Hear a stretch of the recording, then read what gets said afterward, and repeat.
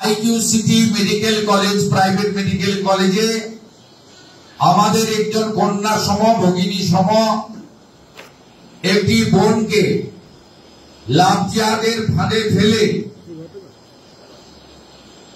ধর্ষণ করা হয়েছে। বোনটি রক্তাক্ত অবস্থায় অত্যন্ত কঠিন অবস্থায় হসপিটালে চিকিৎসাধীন। এই বর্বরচিত ঘটনার প্রতিবাদে গতকাল থেকেই ভারতীয় জনতা পার্টির কর্মীরা,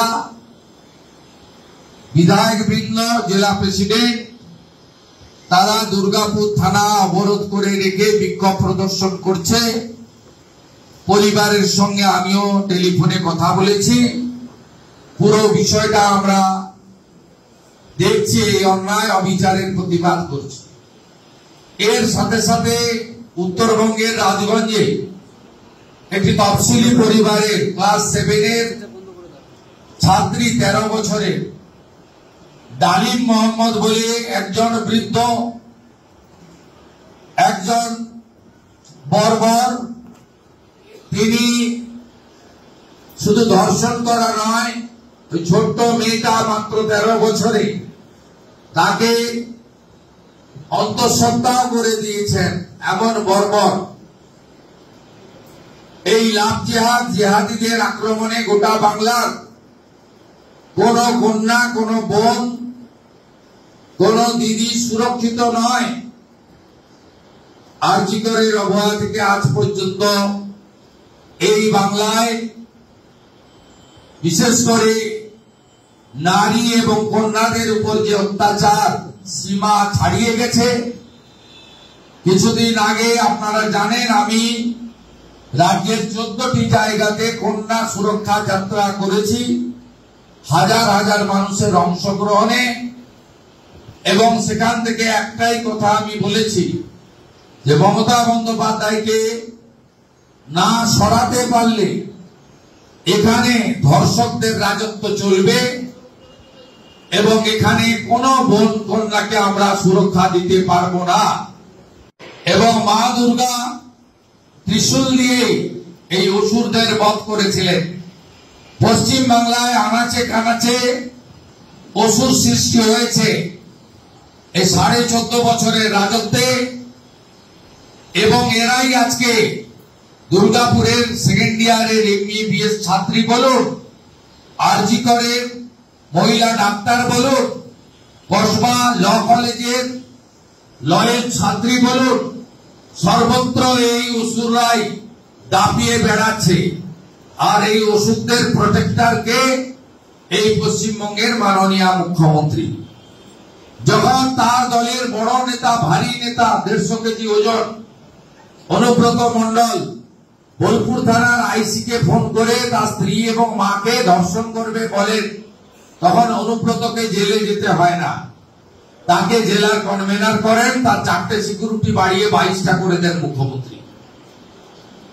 যখন কার্যত জোর করে রিপোস্টমর্টম করতে না দিয়ে আরজিকর মেডিকেল কলেজের ভবিষ্যৎ উজ্জ্বল ছিল যে ডাক্তার বোনের, সাধারণ বাড়ি থেকে উঠে এসেছিলেন, কষ্ট করে ডাক্তার হয়েছিলেন, তার বাবা মা করিয়েছিলেন, সেই বোনকে পানিহাটিতে ইলেকট্রিক চুল্লিতে সিরিয়াল নাম্বার 3-এ ছিল, তাকে তাড়াতাড়ি করে সব সিরিয়াল ভেঙে পুড়িয়ে যিনি দিয়েছিলেন সোমনাথ, তাকে পানিহাটি পুরসভার চেয়ারম্যান করে মমতা ব্যানার্জি ধর্ষকদেরকে পুরস্কার করেন।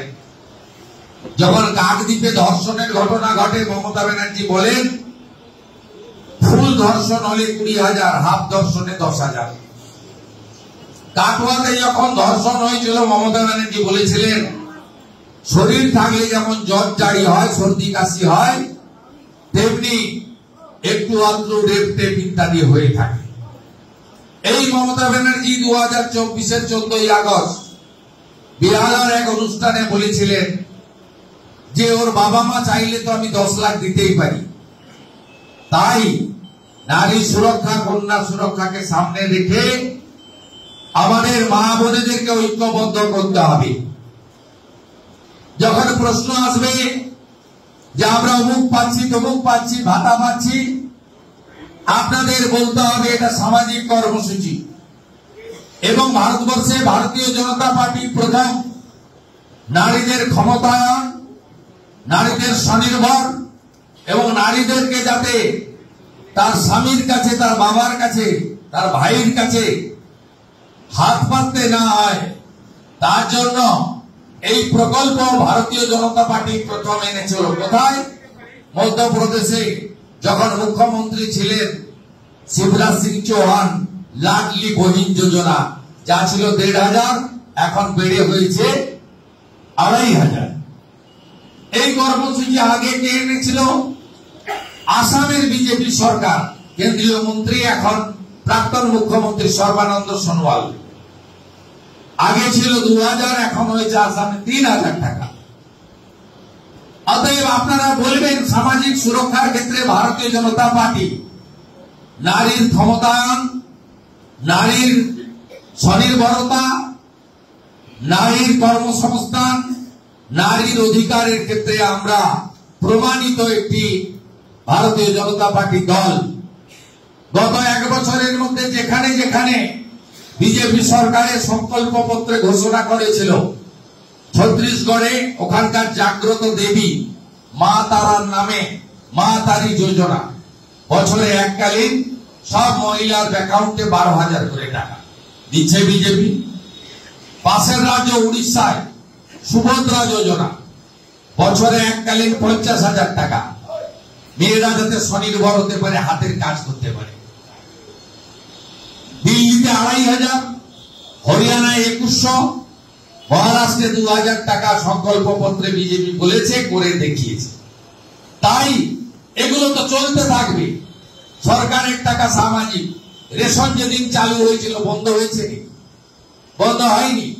বার্ধক্য ভাতা যেদিন চালু হয়েছিল প্রথম অটলজি চালু করেন, বন্ধ হয়েছে নি? আস্তে আস্তে দিন যাবে, ভাতার পরিমাণ বাড়বে, এটা সামাজিক কর্মসূচি সরকারি। কিন্তু আজকে যদি আমার বোন, আমার মেয়ে, আমার দিদির সুরক্ষা দিতে না পারি, ৮ থেকে ৮০ কোন মহিলা, কোন কন্যা পশ্চিমবাংলায় সুরক্ষিত নয়। আজকে কালিয়াগঞ্জের জাভেদ, মাটিগাড়ার সাদ্দাম, রাজগঞ্জের ডালিম মোহাম্মদরা আজকে দাপিয়ে বেড়াচ্ছে। তাই সমস্ত মহিলাদেরকে বুথে বুথে নারী সম্মান এবং কন্যা সুরক্ষার জন্য ঐক্যবদ্ধ করার কাজ আমাদের বুথ সভাপতিদের এবং কার্যকর্তাদের নিতে হবে। আমাদের ভিডিও ভালো লাগলে লাইক এবং শেয়ার করুন। কমেন্ট সেকশনে গিয়ে জানান আপনাদের মতামত। আরও ভিডিও পেতে আমাদের চ্যানেল সাবস্ক্রাইব করুন এবং প্রতি মুহূর্তে খবরের আপডেট পেতে প্রেস করুন বেল আইকন।